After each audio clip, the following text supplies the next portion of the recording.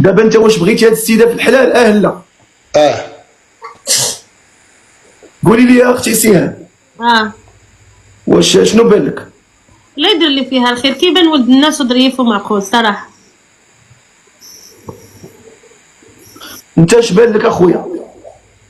شوف، انا كل ما بغيت اسمع غندخلش عندها هي اصلا، واللي مقسم الله مرحبا بها. داكشي اللي كاين.